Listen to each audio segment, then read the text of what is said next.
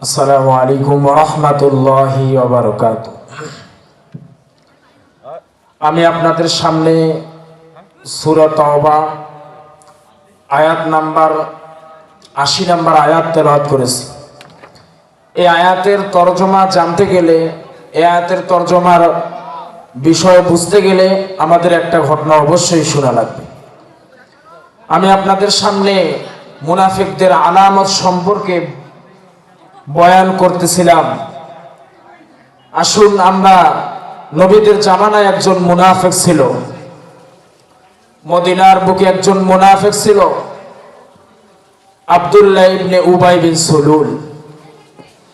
মুসলমান ভাইরা আমার, আব্দুল্লাহ ইবনে উবাই বিন সুলুল বা ছেলে সাহাবী, বাবা টাটকা মুনাফিক, মৃত্যুর শয্যায় নিমজ্জিত আব্দুল্লাহ ইবনে উবাই বিন সুলুল। তার সন্তান এসে নবীজির দরবারে সালাম দিয়ে বলতেছে, ইয়া রাসূলুল্লাহ, ইয়া হাবিবাল্লাহ, আল্লাহর পয়গম্বর, আমি জানি আপনিও জানেন আমার বাবা একজন মুনাফিক। ও নবী, আমার বাবা মৃত্যুবরণ করেছে, আপনি আমার বাবার জন্য একটু দোয়া করবেন আর আমার বাবার জানাজাটা একটু পড়ায় দিবেন। মুসলমান ভাইরা আমার, আমার আপনার নবী নরম দিনের মানুষ। নবীজি রাজি হয়ে গেলেন। নবীজি রাজি হওয়ার পর আব্দুল্লাহ যখন বাড়ির দিকে রওনা হয়ে গেছে, কিছুক্ষণ পর আবার রিটার্ন নবীজির দরবারে আসে, বলতেছে, নবী গো, আরেকটা কথা নবী, ও নবী, আপনার গায়ের জুব্বা দিয়ে আমার বাবাকে কবরস্থ করে দেন, দাফন করে। নবীজি তাও রাজি হয়ে গেলেন। নবীজি যখন তার হুজরাখানা থেকে আমার বন্ধুগণ আব্দুল্লাহ ইবনে উবাই বিন সুলুলের জানাজা পড়ার জন্য যখন রওনা দিলেন, পিছন দিক দিয়ে আমিনুল মুমিনিন খলিফাতুল মুসলিমিন হযরত ওমর রাদিয়াল্লাহু তাআলা আনহু আমার বন্ধুগণ পাঞ্জাবি মোবারক টাইনা ধরছে। টেনে ধরার পর নবীজিকে আল্লাহর নবীর সাহাবী ওমর রাদিয়াল্লাহু তাআলা আনহু বললেন, নবী গো, নবী, আপনি কার জানাজা পড়ার জন্য যাচ্ছেন? সে তো একজন টাটকা মুনাফিক, সে তো একজন মুনাফিকদের লিডার, ইসলামের দুশমন।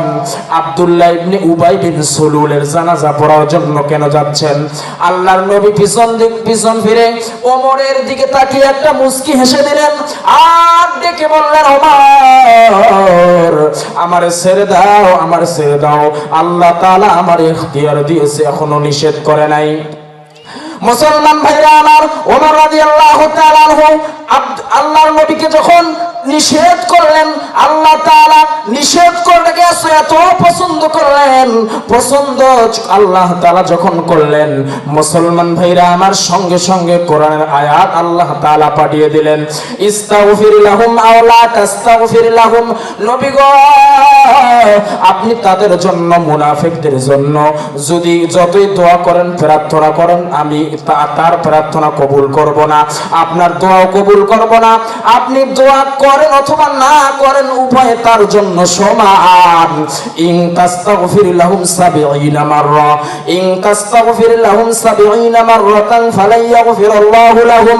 নবী গো, ৭০ বারের চেয়েও যদি আপনি বেশি তার জন্য দোয়া করেন, প্রার্থনা করেন, আমি আপনার দোয়া তাদের জন্য কবুল করব না।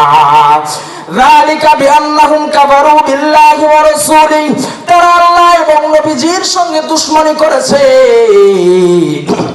ইন্না ওয়াল্লাহু লা ইয়াহদিল কওমাল ফাসিকিন, আর আল্লাহ তাআলা কোন অবাধ্য সম্প্রদায়কে কখনো সঠিক পথে পরিচালিত করবে না। মুসলমান ভাইরা আমার, এরপরে আল্লাহর নবী আব্দুল্লাহ ইবনে উবাই বিন সুলুলের জানাজা পড়ে দিলেন। জানাজা শেষ করে এবার বন্ধুগণ কবরস্থ সম্মিলিত করে কবরস্থ করে দিলেন। কবরস্থ করার পর নবীজি কবরের পাশে দাঁড়িয়ে দোয়া দরুদ পাঠ করা শুরু করে দিয়েছে।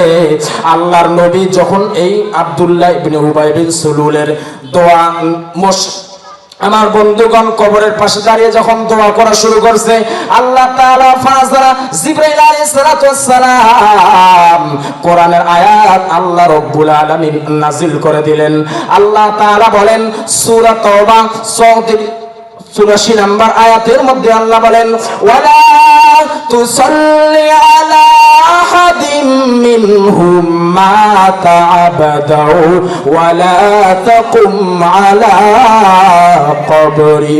নবী গো, এরপরে মদিনার বুকে যে সমস্ত মুনাফিকরা মারা যাবে, এই মুনাফিকদের জানাজা আপনি শহীদ হইতে পারবেন না। ওয়ালা তাকুম আলা কবরি, এরপরে তাদের কবরের পাশে আপনি যাইতে পারবেন না। ইন্নাহুম কাফারু বিল্লাহি ওয়া রাসূলি, কারণ তারা আল্লাহ এবং রাসূলের সাথে দুশমনি করেছে।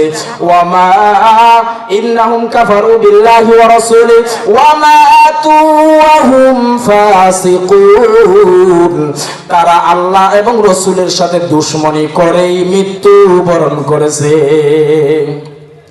মুসলমান ভাইরা আমার, এই ঘটনা থেকে আমরা কি শিক্ষা অর্জন করতে পারলাম?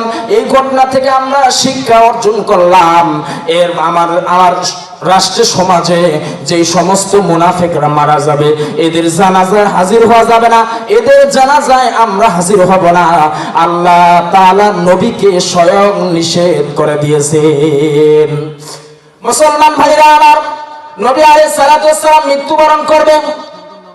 মৃত্যুর পূর্বে জলিলুল কদর একজন সাহাবী হুযায়ফা রাদিয়াল্লাহু তাআলা আনহু, আল্লাহর নবী 12 জন ব্যক্তির একটা লিস্ট করে, মুনাফিকদের একটা লিস্ট করে হুযায়ফা রাদিয়াল্লাহু তাআলা আনহুকে জমা দিলেন।